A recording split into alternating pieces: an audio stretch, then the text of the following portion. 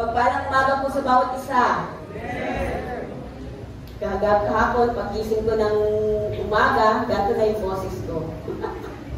Nakakagulat. Suddenly, biglaan. Pagkising ko, meron na akong dry cough. I don't know saan galing, paano nagpula. Or tonsillitis, I don't know. But God is good. Amen? No one and nothing can stop na maihayag ang word ni Lord ngayong umaga. Amen po ba? Okay lang po ba yung boses ko sa inyo? Parang bass ngayon, hindi ako ngayon alto. Hindi ako ngayon, sorry, soprano. Ako ngayon ay alto, mababa. So, let's honor the Lord. Tayo lahat ay manalangin.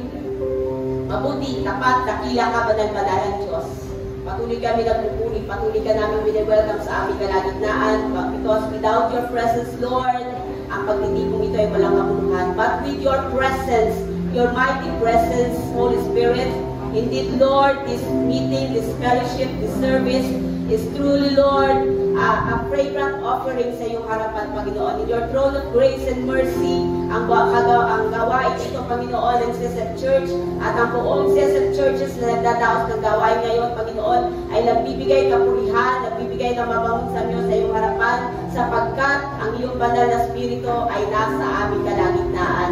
Let us give God the highest praise, glory, and honor, the way we sit, the way we give Him our attention habang tayo po ay nakikinig ng kanyang salita. Lord, thank you so much, not just visiting us, but dwelling in us, O God. We want your holy presence dwell in our hearts, dwell in our spirits right now, in Jesus' mighty name. Amen. The Lord God Almighty bless the last offering. Yung best offering. Yung best love offering ng mga anak ng Diyos. Amen. Last July, ay wala akong assignment for Word of God. So medyo rest. But suddenly, one Sunday morning, the Lord impressed to me the word suddenly. Sabi nyo nga, suddenly. Nang bigla. Diba? Suddenly, nang bigla. Walang ano-ano. Sabi nyo nga, walang ano-ano. Nang bigla. So that time, nandiyan ako sa office, nung word na yun ay dumating sa akin, I opened my Bible. Ano yung word ni Lord? Ano yung mensahe ni Lord na gusto niyang i-impress sa heart ko that time? And tinignan ko, inaral ko, chinek ko, and I thank the Lord for that word. Kasi yung word na yun ay nagbigay din sa akin ng encouragement, ng challenge to move forward, to move with faith sa salita ng Panginoon. Amen po ba? And kung bubuksan natin ang ating Bible mula sa Acts 16, verse 24 to 26, open your Bible. Ito yung declaration kanina nung awit ni Sister Lily. I trust and believe your promises. Amen? We trust and believe God's promises. Amen? And the word of God today is we believe or believing and trusting the God of suddenlies. Ang Diyos ng mga biglang bagay na nangyayari sa ating buhay. So, believing and trusting the God of suddenlies mula sa Acts 16:23. Sisimulan ko sa 23 hanggang 26. Ang sabi dyan, pagkatapos hampasin ng paulit-ulit, sila'y pinabilanggo at pinabantayang mabuti. Ipinasok sila ng bantay sa kaloob-looban ng bilangguan at inilagay ang kanilang mga paa sa pagitan ng dalawang mabibigat na kahoy.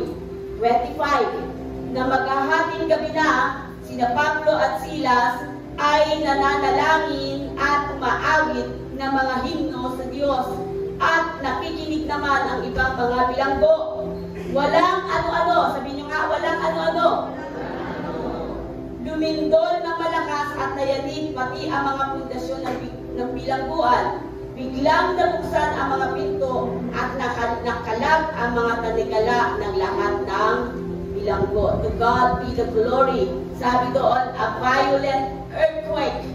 According sa Acts 16 verse 25, walang ano-ano, biglang dumating. A violent earthquake represents God's power. Sabi sa Acts 2 verse 2, nung panahon na nasa upper room yung mga biglang dumating ang violet wind representing God's Holy Spirit. Amen po ba? And I do believe the presence of the Holy Spirit is in our midst today. Amen?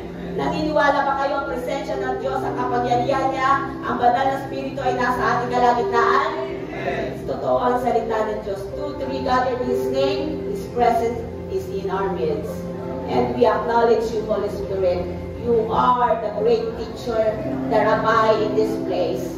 Amen? I'm just the peace vessel sa umagang ito. So when we say suddenly, pag narinig yung salitang suddenly ng bigla, it means, ito po ay isang pang-abay, an adverb na ibig sabihin, happening quickly. Biglaan, mabilis, happening quickly and unexpectedly. Sa hindi mo inaasahang pangyayari without warning. Sabi ko nga, without warning. Suddenly means an event that occurs abruptly without notice. Ayaw niya yan without notice, di ba? Kailangan laging may notice. But the word suddenly, bigla, walang ano-ano, dumadating yung isang pangyayari na walang pasabi. Amen? Walang pasabi, walang warning. And also it describes unexpected and divine intervention of God that transformed the situations instantly. When God moves suddenly, it means instantly. Amen? Biglaan ang pagkilos ng Diyos. We know that God is a God of mercy, that God is faithful, that God provides, but also our God is a God of suddenly. Ang Diyos ay Diyos ng mga biglang bagay. Sa mga panahon na hindi mo inaasahan, ang Diyos ay kikilos at gagawa sa ating mga buhay. Amen po ba? God moves suddenly. Naniniwala ka ba? God moves suddenly. God promotes suddenly. Sino nakaranas ng promotion? Biglaan. Nakaka-amaze si Lord na nag-promote sa iyo. God delivers suddenly. God provides suddenly. May pangangailangan ka. Wala kang mahiraman, wala kang maplapitan, but God provides suddenly. God heals suddenly. Amen po ba? Ang Diyos ay nagpapagaling. Agad-agad, biglaan. Ang tagal mong hinintay, ang tagal mong ipinanalangin, but God heals suddenly and instantly. Amen po ba? God will not wait medical report for you to be healed. Sometimes nakaka-discourage nga mga medical report, but God works suddenly. Sabi ni Kuya Adro yung praise report on Thursday, praise the Lord, natutuloy na yung sugat ng biyanan niya. God heals suddenly. God does not need medical report to heal suddenly. Amen? Sabi ng doktor, putuli na yung binti. Tama ba? Yun ang deklarasyon. Pero ang faith nila, God can heal. God can move. Because God is the God of suddenlies. Amen? God can what? God did not need or conduct interview for you to be promoted. For you to be blessed. Hindi niya na kailangan magtanong pa sa iba para ka i-promote. God knows everything. Your faithfulness kay Lord. Amen po ba?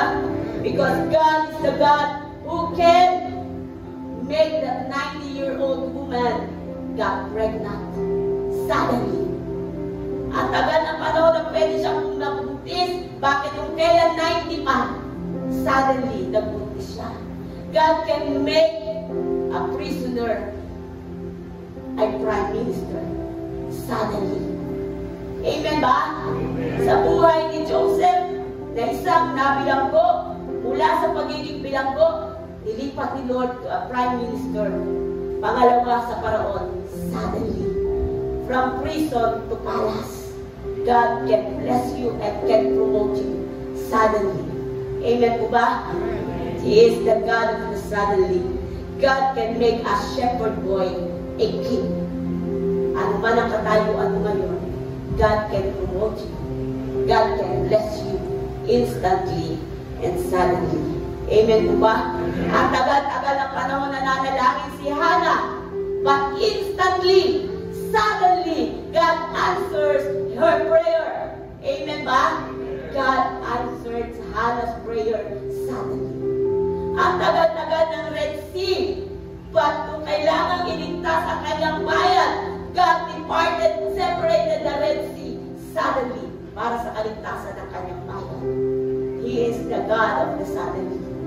Amen po ba? Kung ano man ang pinagdadaanan mo ngayon, kaya ng Diyos gawan niya ng paraan. Because He is the God of the suddenly. Bigla, walang ano-ano, kikilos ang Diyos according to your faith right now. Amen. Right at this very moment, God can move suddenly. Amen po ba? Sapagkat ayaw ng Diyos mapangahiya ang kanyang mga anak na naniniwala at nagtitiwala sa Kanya. Therefore, I believe, I trust the God of the suddenlies. Amen? Look at this verse, God, Acts 16, verse 23 to 26. Come to think of it, nabugbog ka na, nilagay ka pa sa bilangguan, hindi basta-basta bilangguan, inilagay ka pa sa kaloob-looban ng bilangguan, walang hangin, mabaho, mainit, madaling araw, imbis na magreklamo. Anong ginawa ng mga lingkod ng Diyos? Ang sabi doon, nagpupuri. Hindi sabi nagpuri, tapos na. Ang sabi, progressive, present, tuloy-tuloy. Ang sabi dito sa verse 25, na maghahati kami na sila Pablo at Silas ay nananalangin. Tuloy-tuloy ng pananalangin. At sabi, nagpupuri. Nagpupuri. Dire-diretso. Hindi na putol. Ang sakit ng pagkatawan ko, bugbog-sarado ko. Ang mga sugat ko, masakit. Kailangan mo ng gamot. Walang ganun eh. Sa kabila ng sakit na kanilang dinadanas dahil sa bugbog. And yet, sa kalagitnaan ng hating gabi, they still praising, honoring the Lord. Amen? Kaya naman, walang ano-ano. That is the word. Then suddenly, happening quickly, unexpectedly, without warning. Hindi sila umaawit. Hindi sila nagpupuri para may gawin si Lord na kababalagan sa kanila. Ito ay lifestyle na nila. Buhay na nila umawit. Buhay na nila sumamba sa Diyos. Anumang panahon, anumang sitwasyon, maganda man o mabuti ang nangyayari, magpupuri at sasamba at mananalangin sa Diyos. And God moves suddenly. Amen? God moves unexpectedly without prior notice. Instantly, God transformed the situation. Binabago ng Diyos ang sitwasyon kapag tayo ay naniniwala sa Kanya. Amen po ba? Now, who is this God of suddenly?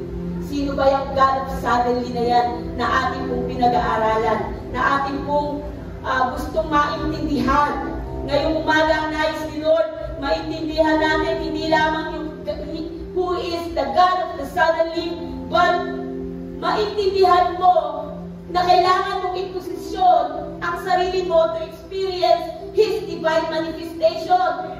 Gusto mo mag-manifest yung presence ni Lord, but we need the right position. Dapat alam mo paano pumusisyon sa presensya ng Diyos. Amen po ba? Para makuha natin ang pagkilos ng God of the suddenly. So who is this God of the suddenly? He is the God of interaction. Sabihin nyo nga interaction. We don't want to be interrupted. Ayaw natin na tayo nagagambala. Ayaw natin na tayo napuputol. Pag power interaction, galing agad kayo kay Miraldo. But our God is the God of interaction. The God of divine interaction. Dahil kapag siya ang nag-interact, maganda ang nangyayari. Amen? Hindi lang siya pumuputol ng gagambala sa kapamakan mo, kundi doon sa pangit na sitwasyon mo, pag nag-interact si Lord, gaganda ang sitwasyon mo. Amen po ba? He disrupts the natural flow of events to manifest His power. Pag nag-interact si Lord, gumagawa ang kapangyarihan niya. Kumikilos ang kapangyarihan niya. Sabi sa Isaiah 48 verse 3, I foretold the former things long ago. My mouth announced them and I made them known. Then suddenly, I acted and they came to pass. Sinabi na ng Diyos ang lahat. Naipangako na niya ang lahat sa atin. But sabi dito sa word, biglang ginawa ko at nangyari. Nag-interact siya. Lahat ng pangako niya nandiyan na. Sabi daw, basahin nyo, Isaiah 48 verse 3, sabi doon, biglang ginawa ko. Lahat ng sinabi niya, lahat ng pangako niya nakasulat na. Pero ang sabi dito, biglang ginawa ko at nangyari. He is the God of divine interaction.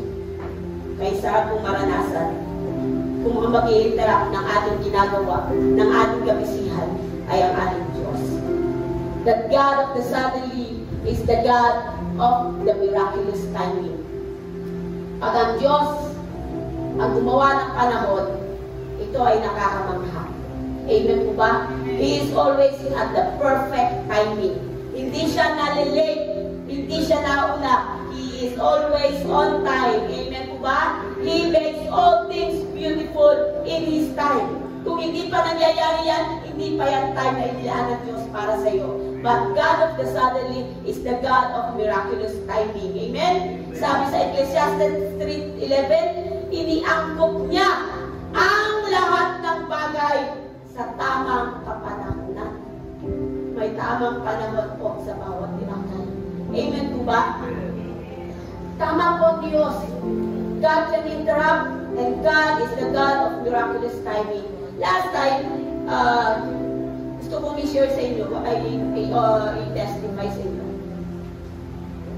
Gusto ko rin magkaroon ng tablet. Gusto ko rin magkaroon ng iPad.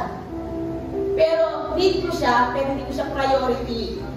Kasi marami kami kailangan i-prioritize. Di ba mga parents, gano'n? Marami kayong kids, marami kayong priority. Una yung priority. But God is a God of miraculous timing. Hindi ko kailangan bumili. God gave me an iPad. Amen? Amen? Ito ginagamit ko. Galing ko kay Lord. Amen po ba? Mas madali. Hindi ko na kailangan maraming papel.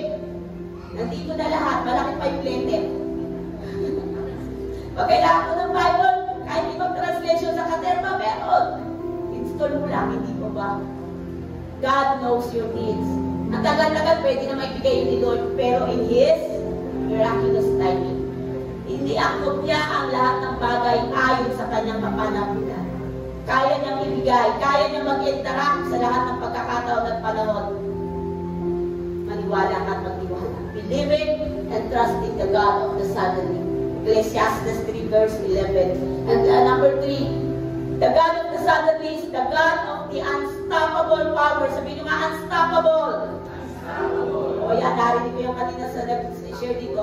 He is the God of unstoppable. Prayer ni Nanay Betty, unstoppable. Wow, Nanay Betty, unstoppable.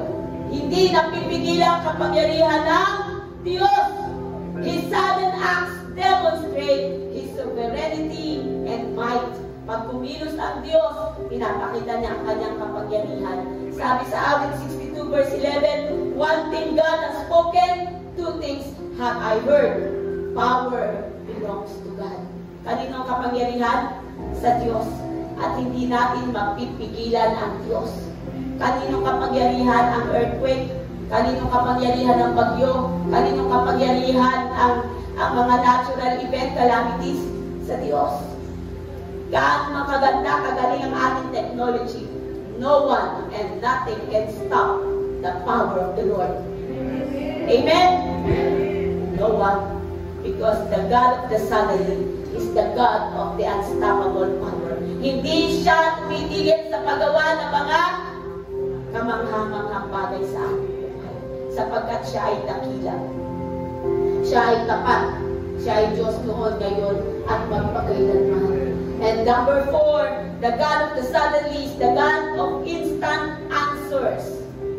Ang Diyos may pagkakataon na hindi siya agad-agad sumasagot sa iyong panalangin. Pero kapag kailangan mo ang kanyang sagot, He answers instantly. Sumasagot ang Diyos agad-agad.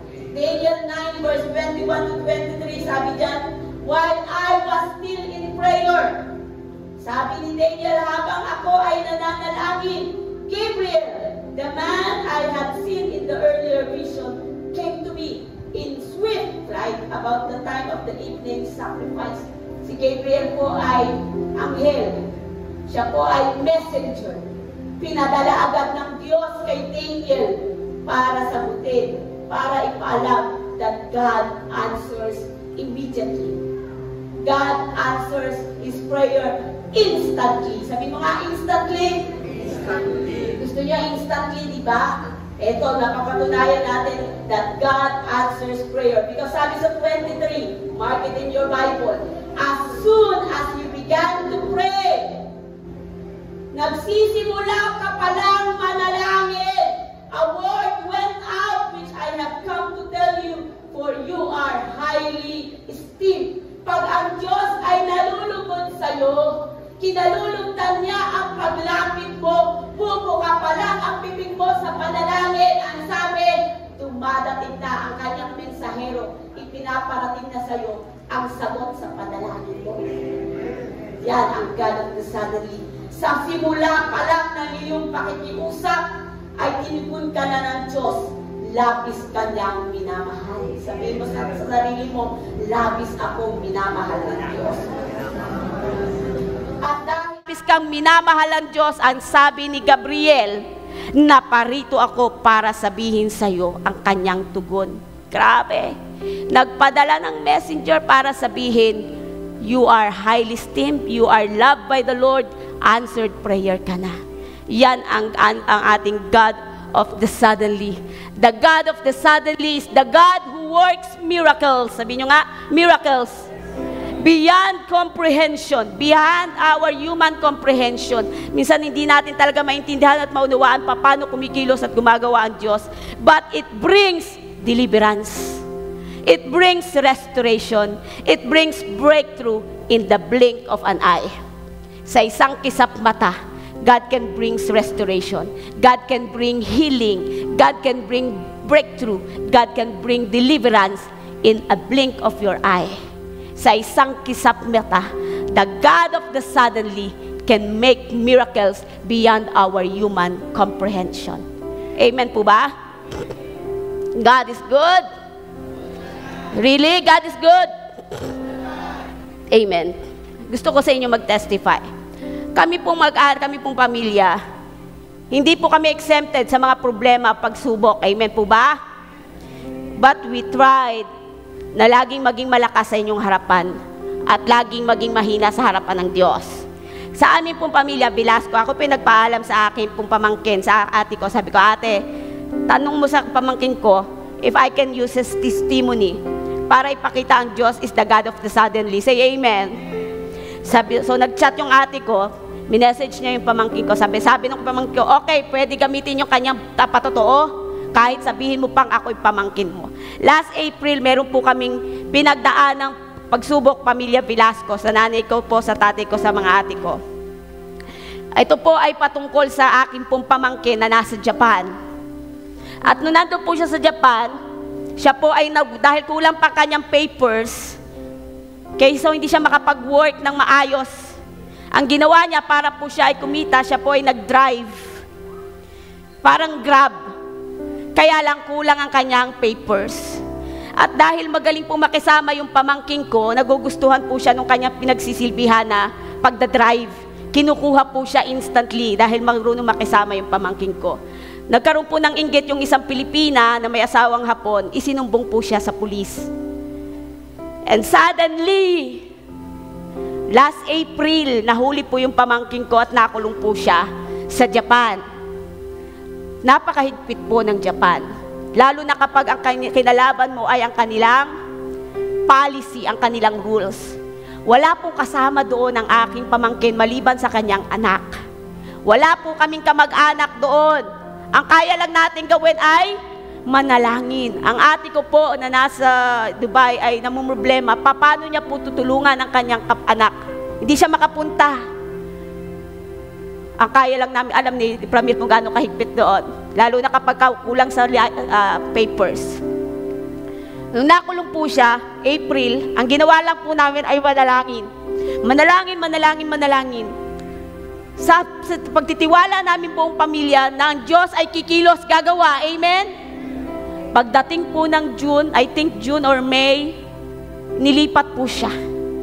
Yung ine-expect naming sagot ni Lord na siya ay i-release, mas inilipat siya sa ibang kulungan na kung saan hihintayin na lang yung Supreme Court para sa atin. yung ano tawag doon? Hindi ko alam yung word, no? Yung, yung tamang word. Verdict sa kanya. At doon, sa una, may mga kasama pa siya. Doon sa inilipatan niya, mag-isa na lang siya. Wala na siyang kasama, wala na tutulong sa kanya. At ang mahirap pa, kailangan niya magbayad ng ilang lapad. 67 yata na lapad. That time. Wala kami noon. Napakalaki noon. Amen? But we pray. Habang ang ate ko ay nangangamba, nag-aalala, kasi verdict na lang inihintay. Nung June 27, nung kami po ay nagpunta sa birthday ng nanay ko, actually, nakita nyo, birthday ng nanay ko ang celebration, but it's not just a celebration. Bilang isang pamilya, we pray. Sabi nung nanay ko, ate ko, ang tawag daw doon ay prayer vigil. Pagkatapos naming mag-birthday sa nanay ko, pumunta kami sa bahay ng nanay ko, we pray as one family. Amen? Kasi walang imposible sa Diyos. Amen po ba? Kasi hinihintay na lang, wala kami magagawa sa sitwasyon na hindi mo alam ang gagawin. Merong Diyos na kayang mag-interrupt. In His miraculous timing, He is unstoppable. Amen po ba? And July 20, sunod-sunod na po yan Tuesday. Every Tuesday, sinasama natin yan sa prayer. July 24, July 23, alalang-alala na po ang ate ko. July 24, God is good. Binigyan siya ng pagkakataong makalaya. Amen? Praise the Lord for that. Kasi sabi nung Supreme Court pa, naka-Supreme Court doon, one-time offender pa lang ng pamangking ko. Hindi naman siya pumatay, hindi naman siya nagnakaw. But yung pambabayad, we thank the Lord kasi yung mga pulis doon sa Japan, yung pera ng pamangking ko, hindi nila kinuha. Hindi nila ginalaw. Yung pambayad na 67 lapad, lahat ng dapat bayaran, binayaran ng pamangking ko sa pera niya. Siguro kung sa Pilipinas yun, wala na yung pera. Sorry, Lord. So God is good. Amen po ba? Ang Diyos ay kumikilos. Kaya sabi ko, inuna na ni Lord sa akin i-mensahis to, July 8 pa lang. Nananalangin kami bilang pamilya. Binessage niya na to sa akin July 8. Kasi may gagawin pala siya July 24. God of the suddenly. Then suddenly, ang sabi ng pamangkin ko sa chat niya, nagpapasalamat siya kay Lord. Kasi sa kabila ng pagkukulang niya, sa kabila ng mga pagkakamali niya, ang pagtulong ng Diyos ay laging nasa Kanya. So, patuloy niya pa rin kinikilala. Alam niyo, nung nasa kulungan siya, nagsulat siya ng letter. Ang hinihingi niya, bigyan siya, dalhan siya ng Bible sa loob. Naalala niya ang Diyos. The God of the suddenly works in miraculous ways. Amen po ba? Hallelujah. So, we are so grateful to the Lord. Bilang isang pamilya, nakita namin that God moves miraculously. God works miracles beyond human comprehension. Sabi nung sa pamangking ko, sa ate ko, huwag ka na mag-alala, all is well. God is good. Amen. Now, how are we going to experience the God of the suddenly? Paano mo ma-experience this God of the suddenly? Number 1, through faith and expectation. Dapat may faith ka. At habang may faith ka, dapat nag-e-expect ka. Hindi ka nagdadalawang isip. Hindi ka nag-aalinlangan. Sabi doon sa Mark 9:23, sabi nung tatay gusto niyang gumaling yung anak niya na inaalihan ng masamang espiritu. Sabi niya, kung may magagawa ka, sabi niya kay Jesus. Kaya anong sabi ni Jesus? May magagawa ako? May magagawa pa si Lord? May magagawa si Lord. Everything is possible for one who believes. Ang lahat ay posible sa naniniwala sa Diyos. Amen po ba? Pansinin nyo, ito po yung kasunod lamang nung binirich ni Bishop. Seeing the impossible becomes possible. Diba? Kung may magagawa, yes po, may magagawa ang Diyos kung may pananampalataya ka. At mag-expect kang kikilos ang Diyos. Gagawa ang Diyos. Amen po ba? Mark 9:23. Number 2, how can you experience the God of the suddenly? Through your prayer and worship. Hindi pa pwedeng hindi ka nananalangin. Hindi pa pwedeng hindi ka sumasamba. maging lifestyle mo ang manalangin. Morning, evening, pray. Because consistent prayer and worship provoke sudden breakthrough. Pangit pakinggan yung provoke. Pero, kasi ano ba yung provoke sa Tagalog? Parang inuudyukan mo, di ba? You're inuudyukan. Pero yun talaga eh. Your consistent prayer and worship provoke sudden breakthrough. Kaya nagkaroon, sabi, walang ano-ano nagkaroon ng lindol. Bakit? Nananalangin eh. Sumasamba, nagpupuri si Paul and Silas. They provoke the power of the Lord sa bilangguan. Amen po ba? So, consistent prayer and worship provoke sudden breakthrough. Pag sinabing consistent, sabi nyo nga consistent. Pag sinabing consistent, dire-diretso. Walang putol. Tuloy-tuloy. Amen? Kung gusto mo tuloy-tuloy na pagpapala, biyaya, breakthrough, be consistent in your prayer and worship. Number 3, through your obedience to God's Word. Yes, nagpe-pray ka. Yes, nagwo-worship ka. Ang tanong, sinusunod mo ba ang salita ng Diyos? Hindi po sapat na binabasa mo ang salita ng Diyos. Pero magsisimula talaga ito sa pagbabasa, sa pakikinig. Kasi wala kang pananampalatayanan, paniniwalaan, kung hindi ka magbabasa at hindi ka makikinig ng salita ng Diyos. At mula doon sa iyong napakinggan o nabasa, iyo itong i-apply, susundin mo. And then when you obey the word of God or the instructions of the Lord, sabi dyan sa Deuteronomy 28:1-2, if you fully, hindi sinabing partial, half, selected, ang sabi, if you fully obey the Lord and His instructions, ang sabi dyan, I give you today, the Lord your God will set you high above all the nations. All these blessings, hindi sabing konti lang, ang sabi, all these blessings will come on you and accompany you if you obey the Lord your God. Ang lahat ng pagpapalang ito ay ano sabi? Susunod sa'yo, mag-o-overtake sa'yo, pupunta sa'yo kapag ka sinusunod mo ang Diyos at ang Kanyang salita. Ngayon, ang tanong, ikaw lang ang makakasagot kung bakit hindi sumusunod ang pagpapala sa iyo. Amen? Huwag mo nang tanongin yung iba. Ikaw na lang sa sarili mo, bakit hindi ako sinusundan ng pagpapala ng Diyos? Samantalang ang sabi ng salita ng Diyos, all these blessings will come on you and accompany you if you obey the Lord your God. To experience God of the suddenly, we have to trust in God's perfect timing. Trust in the Lord. Hindi pa nangyayari, magpatuloy kang manalangin. Hindi pa nangyayari, magpatuloy kang maglingkod. Hindi pa nangyayari, patuloy kang sumamba. Trust in God's perfect timing. Remember the woman na dinudugo ng 12 years? 12 years. Then suddenly, out of the blue, dumating ang kanyang miracle. Amen po ba? Maaring matagal na yung iyong paghihintay, but trust in God's perfect timing. Psalms 27 verse 14, wait for the Lord. Sabi nyo nga, wait. Wait here is not passive, wala kang gagawin. Ang wait here is active.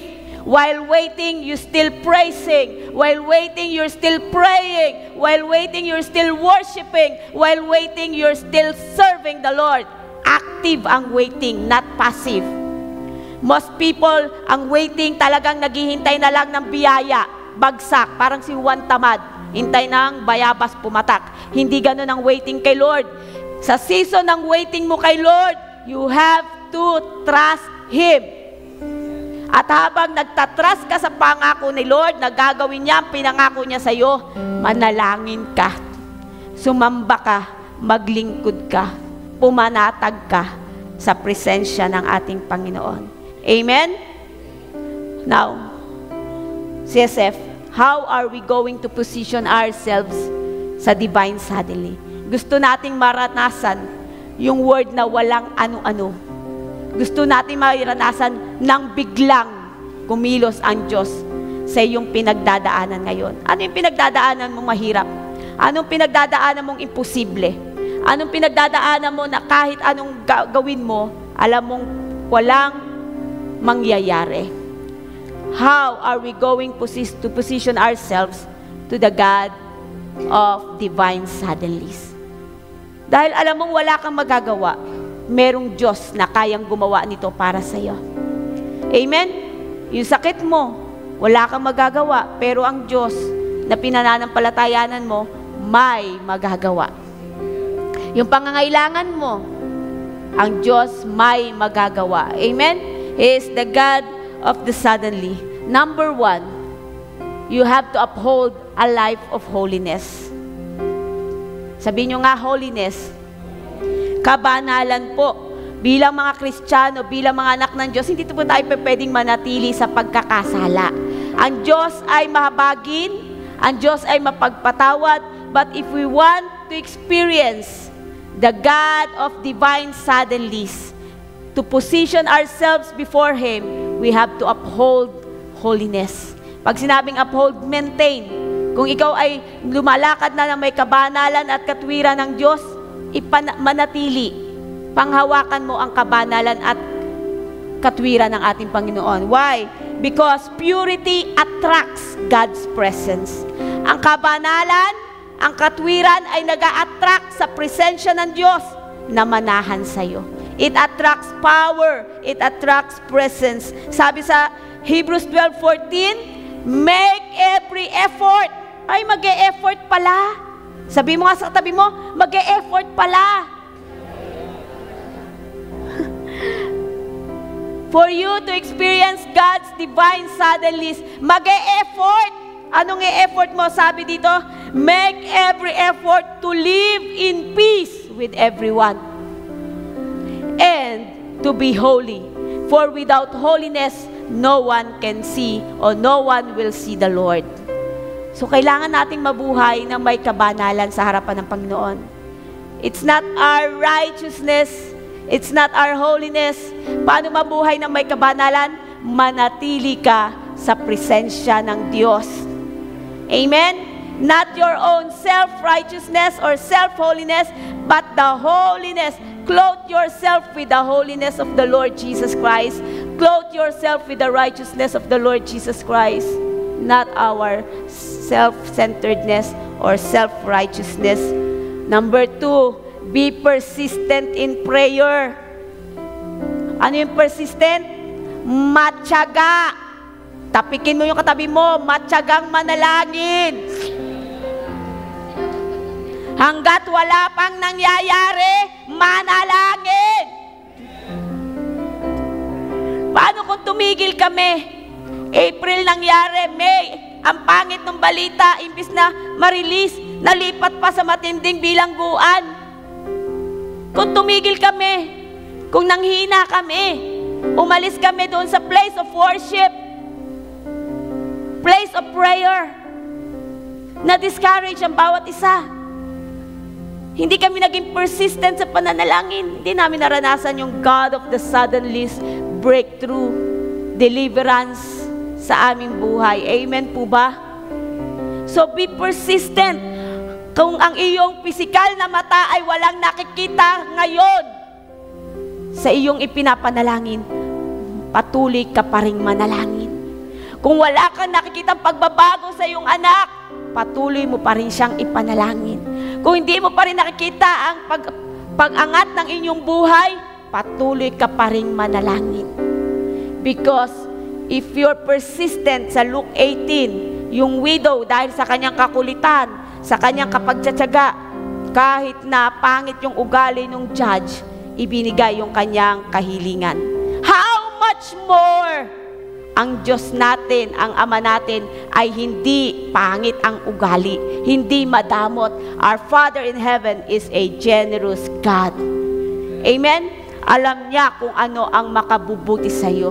Because while in your prayer, habang nananalangin ka ng panalangin mo at nagdanatili ka sa panalangin, yung prayer mong mali, inaayos ng Holy Spirit para ma-align sa kalooban ng Diyos. Amen ba? Kasi minsan may prayer tayo na makasarili. Sarili mo lang ang iniintindi mo. Para sa sarili mo lang, para sa'yo. Minsan hindi mo alam, hindi ito makabubuti sa'yo. Kaya hindi dumadating ang answered prayer. So manatili kang manalangin para ma-align yung prayer mo, matama yung prayer mo. And then God answers instantly and miraculously. Be persistent in your prayer. Amen po ba? Huwag kang magsawang manalangin. Number 3, walk by faith, not by sight. Again, walk by faith, not by sight. 2 Corinthians 5:7. Because faith pleases God and moves Him to act. Faith pleases God. Your faith. Gaano kalaki yung faith mo? Sabi nga kasing laki ng mustasa may magagawa But make sure your faith in the Lord, maganda yung explanation last week. Sinundan ko lang. Pleases God.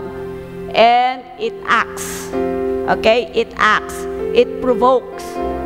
Napuprovoke, napupukaw, nahahamon.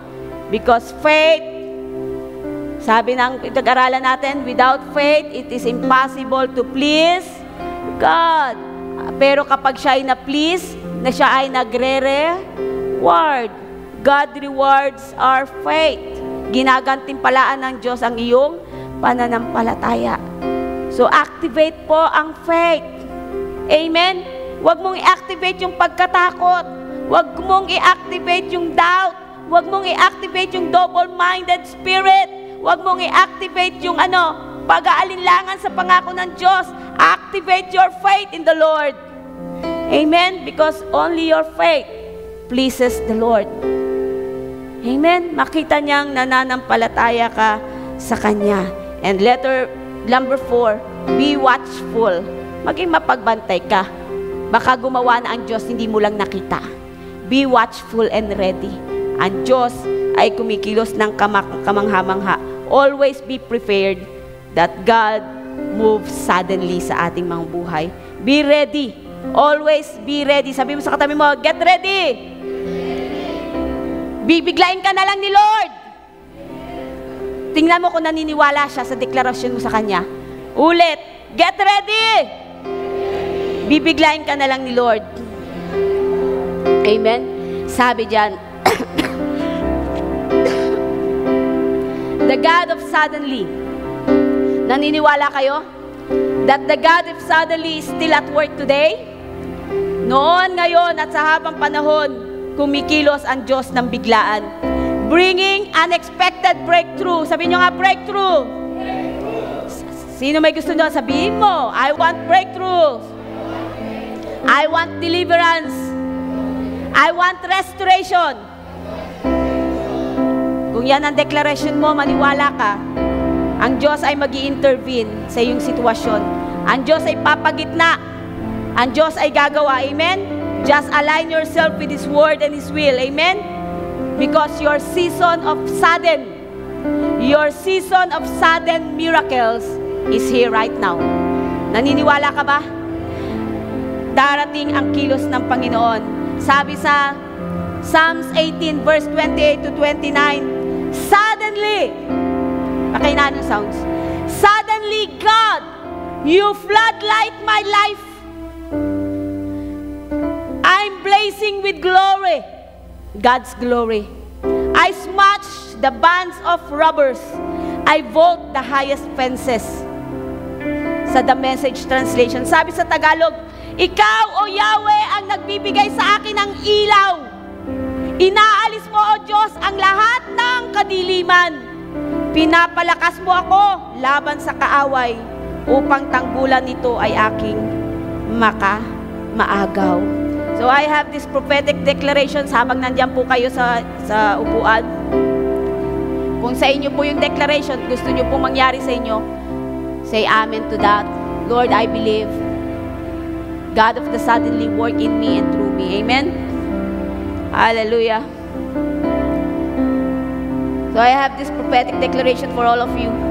I declare that the God of the suddenly will intervene in my life this season. Amen. I declare that every chain of limitations is broken suddenly. In Jesus' name. Kung sa iyo yan, say amen. I declare that doors of opportunity will open for us unexpectedly. I declare that we will experience divine restoration of everything lost in our life today. I declare that sudden miracles will locate us in every areas of our life. I declare that the power of God will bring immediate deliverance to our household. I declare that I will receive answers for long-standing prayers suddenly. I declare that divine provisions will come to me speedily and supernaturally today. I declare that every plan of the enemy against me will be destroyed today. And I declare that my testimony of God's power will inspire many in Jesus' name today. Hallelujah. God, you are so good to us today. Hallelujah. Let's all stand. Oh, Karabaya Sekara. We praise you, Lord. We believe in you, God. You are the God of the suddenlies.